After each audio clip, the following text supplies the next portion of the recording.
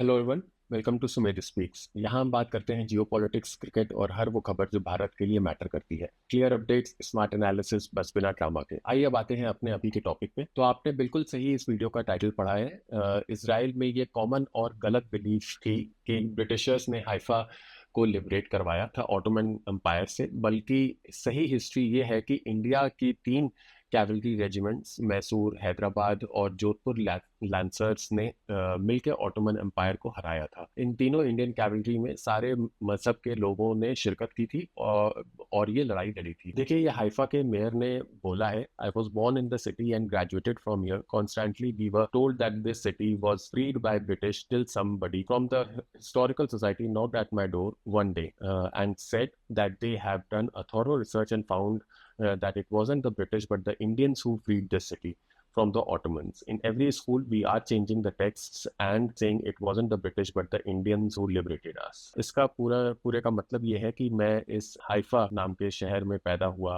पढ़ा, और उस पढ़ाई लिखाई के बीच में मुझे हमेशा से ये बताया गया कि ब्रिटिशर्स ने हम हिस्टोरिकली हमें लिबरेट करवाया है ऑटोमन एम्पायर से। बल्कि कुछ एक हिस्टोरिकल सोसाइटी ने उनके डोर पे नॉक किया और उनको बताया, उनको दिखाया अपनी रिसर्च। जो सच बात है वो ब्रिटिशर्स नहीं थे, वो इंडियंस थे जिन्होंने हमारे लिए ये हाइफा सिटी के लिए लड़ाई करी थी ऑटोमन एम्पायर से। और अब हर स्कूल के टेक्स्ट में चेंजेस आएंगे जो कि ब्रिटिश को हटा करके अब इंडियंस किया जाएगा। ये पूरा कारनामा वर्ल्ड वॉर वन के दौरान का है। आप लोगों को याद दिला दूं, वर्ल्ड वॉर वन 28 जुलाई 1914 से 11 नवंबर 1918 के बीच में लड़ी गई थी। इस लड़ाई में जोधपुर लैंसर्स ने 8 आदमियों को खोया था और 34 आदमी घायल भी हुए थे। मगर जोधपुर लैंसर्स ने दुश्मन के 700 लोगों को बंदी बनाया था, 17 फील्ड गन्स और 11 मशीन गन्स भी कैप्चर की थी। ये लड़ाई खास तौर पे उन आखिरी जंगों में शामिल है जो भाले और हाथ से लड़ी गई थी, क्योंकि इसके बाद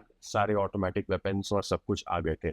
आप लोगों को शायद ताज्जुब होगा ये जान के कि हिंदुस्तानी सैनिकों के पास सिर्फ भाले और बल्कि ऑटोमन एम्पायर के सैनिकों के पास मशीन गन वगैरह जैसे उस समय के आधुनिक हथियार थे। हो सकता है आप लोगों के दिमाग में आया कि सिर्फ कुछ टेक्स्ट बुक्स में चेंज करने से क्या होगा। तो देखिए, टेक्स्ट बुक्स क्या करती हैं, बच्चों का दिमाग बनाते हैं। उसी से बच्चे छोटी उम्र से सीखते हैं। वही बच्चे फ्यूचर जनरेशन में अपनी अपनी जिंदगी में डिफरेंट फील्ड्स में जाकर के काम करते हैं। कोई आर्मी में जाता है, कोई प्रधानमंत्री बनता है, पॉलिटिकल लैंडस्केप चेंज करता है, कोई जियो पॉलिटिक्स में काम करता है।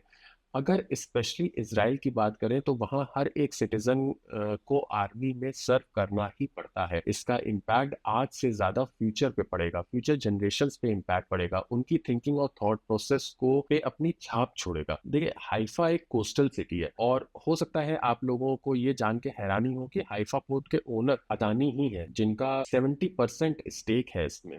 ये करके इसराइल चाहता है कि इंडिया के साथ एक लॉन्ग टर्म रिलेशनशिप रहे, जिसमें हर फील्ड में कोऑपरेशन और कोऑर्डिनेशन हो। मेरे हिसाब से बॉलीवुड को छोड़े ओटीटी प्लेटफॉर्म पे इस पे एक सीरीज बन सकती है। एक्टर्स लाइक विकी कौशल या अक्षय कुमार को लेके बहुत अच्छा एक पीरियड ड्रामा बन सकता है। Thank you for watching. Please like, share and subscribe.